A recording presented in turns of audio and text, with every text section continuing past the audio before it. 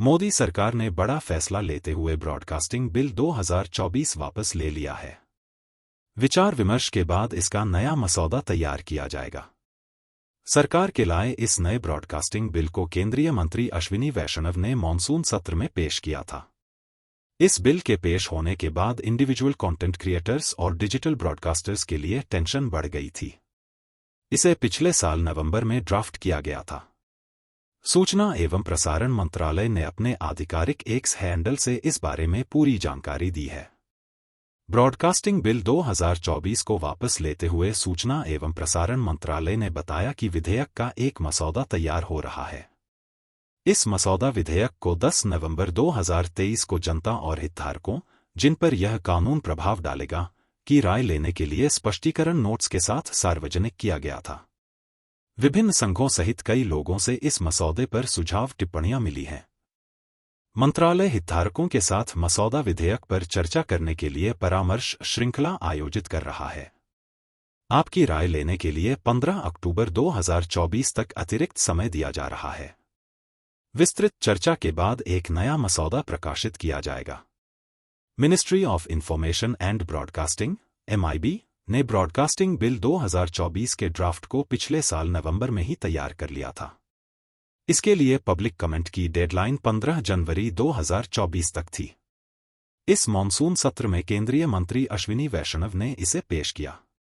इस बिल के बाद डिजिटल न्यूज पब्लिशर्स और इंडिविजुअल कंटेंट क्रिएटर्स गुस्से में हैं। इसका दूसरा ड्राफ्ट जुलाई में तैयार हुआ था।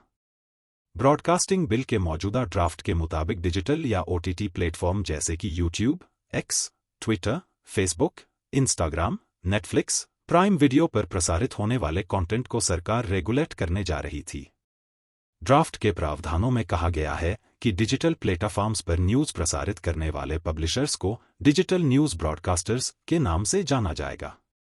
ड्राफ्ट में डिजिटल ब्रॉडकास्टर्स के लिए एक नई regulatory body, broadcasting authority of India, बनाने का प्रस्ताव था। इसके अलावा सेल्फ रेगुलेशन के लिए 2-tier सिस्टम बनाने का प्रस्ताव ब्रॉडकास्टिंग बिल के ड्राफ्ट में किया गया था। सेल्फ रेगुलेशन के लिए 2-tier सिस्टम फॉलो नहीं करने पर सरकार के हस्तक्षेप का प्रावधान ड्राफ्ट में था। डिजिटल कंटेंट को रेगुलेट करने के लिए कंटेंट इवैल्यूएशन कमेटी, निगरानी समिति, बनाने का प्रावधान बिल के ड्राफ्ट में शामिल था।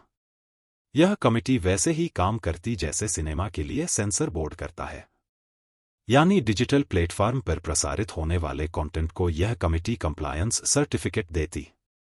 इसके अलावा कंटेंट प्रसारित करने वालों और दर्शकों के बीच एक पारदर्शी शिकायत निवारण प्रणाली तैयार करने का प्रावधान भी ब्रॉडकास्टिंग सर्विस रेगुलेशन बिल 2024 के ड्राफ्ट में किया गया था। ब्रॉडकास्टिंग सर्विस रेगुलेशन बिल 2024 के ड्राफ्ट में प्रस्तावित प्रावधानों पर कुछ इंडिविजुअल कंटेंट क्रिएटर्स और डिजिटल पब्लिशर्स ने नाराजगी जताई थी। उनका कहना था कि यह इस बिल के जरिए सरकार डिजिटल कंटेंट क्रिएटर्स पर एक तरह से सेंसरशिप लगा रही है। इस बिल के लागू होने के बाद कोई सरकार की आलोचना नहीं कर सकेगा। 2-tier सेल्फ रेगुलेशन सिस्टम पर भी हितधारकों की ओर से विरोध दर्ज कराया गया था। बिल के ड्राफ्ट में डेटा के लोकलाइजेशन और यूजर डेटा का एक्सेस सरकार के पास होने का एक प्रावधान जोड़ा गया था। इसे लेकर स्टेक होल्डर्स का कहना था कि यह प्रावधान निजता का उल्लंघन करेगा। उन्होंने इसके दुरुपयोग की संभावना जताई थी। विपक्ष ने बिल को बताया था फ्री स्पीच और प्रेस पर खतरा। कांग्रेस समेत इंडिया ब्लॉक में शामिल अन्य राजनीतिक पार्टियों ने ब्रॉडकास्टिंग सर्विस रेगुलेशन बिल 2024 का विरोध किया था और इसे अभिव्यक्ति की स्वतंत्रता और फ्री प्रेस के लिए खतरा बताया था। विपक्ष का कहना था कि इस बिल के जरिए व्यक्तिगत कंटेंट बनाने वालों को भी नियंत्रित करने का प्रयास किया जा रहा है। कांग्रेस मीडिया विभाग के प्रमुख पवन खेड़ा ने विधेयक से जुड़े कई पहलुओं को चिंताजनक बताते हुए कहा था कि इसमें वीडियो अपलोड करने, पॉडकास्ट बनाने या समसामयिक मामलों के बारे में लिखने वाले किसी भी व्यक्ति को डिजिटल समाचार प्रसारक के रूप में लेबल करने का प्रावधान किया गया है। विपक्ष ने सरकार से विधेयक का मसौदा तैयार करने की प्रक्रिया में सिविल सोसाइटी के सदस्यों, पत्रकारों और प्रमुख हितधारकों को शामिल करने की मांग की थी।